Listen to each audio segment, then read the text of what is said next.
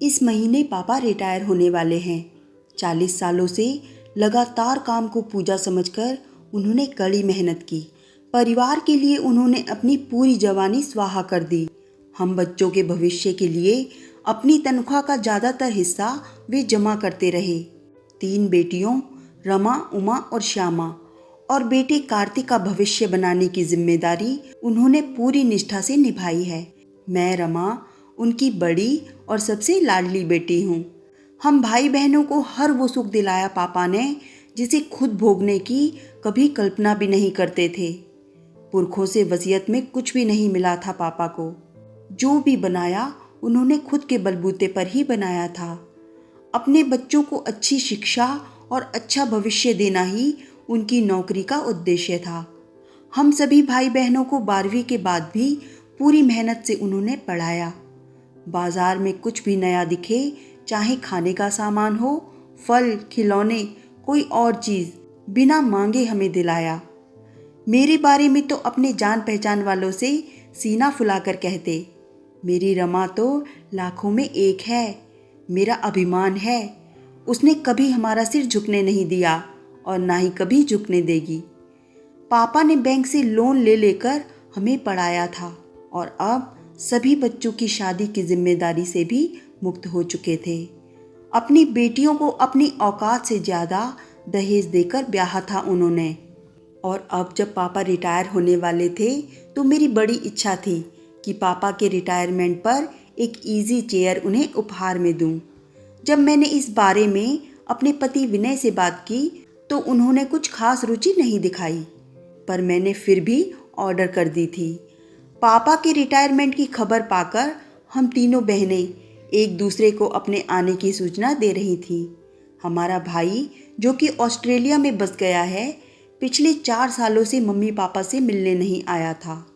आज अचानक मेल पर देखा वो भी पापा के रिटायरमेंट के जश्न में शामिल होने के लिए सपरिवार आ रहा है।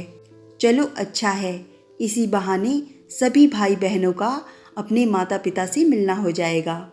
मैं पापा के यहाँ जाने के लिए खुद के और बच्चों के कपड़े रखने लगी। मैं सोच रही थी कि कुछ दिन बाद ही तो राखी है। सालों बीत गए अपने भाई की कलाई पर राखी बांधे। इस बार ये काम भी हो जाएगा कि तभी विनय ने मुझे आवाज़ लगाकर पूछा, रमा तैयारी कर ली पूरी? तुम, मैं और बच्चे चलेंगे पापा के रिटायरमेंट कार्यक्रम में। ये सुनकर मुझे तो अपने कानों पर विश्वास ही नहीं हुआ। मैं खुशी से लगभग चिल्लाती हुई बोली, आप भी जा रहे हैं? ताज्जुब है, आप मान गए? आपको तो कब से कह रही थी मैं, पर काम की वजह से आप हमेशा मना करते रहे, फिर आज कैसे? अरे रमा, तुम तो बाल की खाल निकालने लगी। आखिर मैं दामाद हूँ उनका, मेरा भी कोई फर्ज है। चलो तैयारी कर लो। ये सुनकर मैं खुशी खुशी तैयारी करने लगी। तय समय पर मैं पति और बच्चों के साथ पापा के घर पहुंच गई। आते ही देखा बाकी सब भी आ चुके थे। जिस भाई को देखने के लिए आंखें तरस गई थीं, वो भाई भी छुट्टी लेकर ऑस्ट्रेलिया से आ चुका था। हम सब बच्चों को एक साथ आया देख माँ भावुक स्वर में बोली, देखो हमारे बच्चे पापा का सहारा बनने कितनी मुसीबतें उठाकर आ गए अपने घर। बहुत भाग्यशाली हैं हम जो ऐसे बच्चों के माता पिता हैं। पापा भी ये सुनकर भावुक हो उठे। पापा का रिटायरमेंट महीने की आखिरी तारीख को होना था, इसीलिए हम सब उस दिन को खास बनाने की तैयारी में जुट गए। मज़े की बात यह थी कि तीनों दामाद खुद के पैसे खर्च कर रहे थे। मैं सोच रही थी कि सचमुच पापा मम्मी बहुत खुशनसीब हैं जो उन्हें ऐसे दामाद मिले हैं। घर में एक गिलास पानी भी लेकर ना पीने वाले दामाद ससुर के रिटायरमेंट की तैयारियों में अपना पूरा योगदान दे रहे थे। शाम को मैंने सोचा सभी थके हारे हैं, मैं सबके लिए चाय बना देती हूँ। चाय लेकर जब मैं कमरे में पहुँची तो देखा तीनों दामाद आपस में खुसर फुसर कर रहे थे। मैंने सुना मझले बहनोई मेरे पति से कह रहे थे, भाई साहब हमारा तो बहुत पैसा खर्च हो गया, आपका भी हुआ होगा, अभी तो पता नहीं और कितना तामझाम करना पड़ेगा। तब मेरे पति विनय ने बड़ी सहजता से कहा, अरे क्यों फिक्र करते हो, सारी बेटियों को तो अब एक मोटी रकम मिलने ही वाली है। अपने रिटायरमेंट पर पापा को बहुत पैसा जो मिलने वाला है। 2 लोग आखिर कितना खाएंगे। मैं तो कहता हूँ अपनी अपनी बीवियों को समझाना कि हमारे बच्चों के भविष्य के लिए अपने पापा से एक मोटी रकम मांग लें। दोनों दामादों ने भी हाँ में हाँ मिलाई। बिल्कुल सही बोल रहे हैं आप भाई साहब। ये देखकर मेरी आंखें फटी रह गईं। चेतना शून्य हो गई थी मैं उस समय। देखते ही देखते रिटायरमेंट समारोह का दिन भी आ गया। सारे रिश्तेदार पहुंच चुके थे। नाश्ता पानी देकर एक बड़े हॉल में सबके बैठने की व्यवस्था की गई थी। पापा को शॉल ओढ़ाया गया।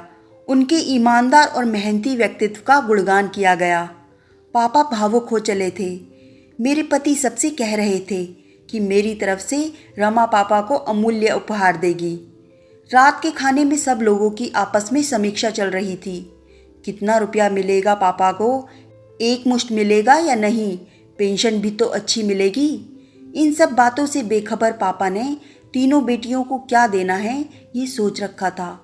हालांकि अभी उनके हाथ में पैसे नहीं आए थे, पर मैंने भी सोच लिया था कि पहल मुझे ही करनी होगी। रात को खाने की मेज पर जब सभी पापा के मुंह से ये बात सुनने का इंतजार कर रहे थे कि किसको कितना मिलेगा, मैंने पापा के पास जाकर कहा, पापा अब हम सभी अपने घर वापस जाएंगे। जिस काम के लिए आए थे वो तो बहुत अच्छे से हो गया। भाई बहनों से भी मुलाकात हो गई। अब आप और मम्मी अपना रिटायरमेंट खुशी खुशी साथ में रहकर मनाइए। मेरी बात सुनकर सभी को मानो सांप सूंघ गया। पापा भी मेरे इस अचानक किए फैसले से सकते में आ गए। अरे रमा, अभी कैसे चले जाओगे तुम लोग? कुछ दिन तो रुकना ही होगा यहाँ। पापा हाथ में पैसे ना मिलने की व्यवस्था छिपाकर बोले थे। नहीं पापा, अब हम और नहीं रुक सकते। आप ये मत सोचिएगा कि आपके बच्चे आपके पैसों के लिए आपसे मिलने आए हैं। आपने इतने अच्छे वर्ड ढूंढ कर दिए हैं हमें जो हमारा पूरा ख्याल रखते हैं। आपके दामाद आत्मनिर्भर हैं। उन्हें रुपये देने की गलती कभी मत करिएगा, नहीं तो वे अपनी ही नज़रों में गिर जाएंगे। हम सिर्फ आपके प्यार और आशीर्वाद के भूखे हैं, पैसों के नहीं। मैंने बड़ी सफाई से सभी के मन में उठ रहे तूफान को शांत कर दिया था। सारे दामाद और बहनें मुझे घूरने लगे।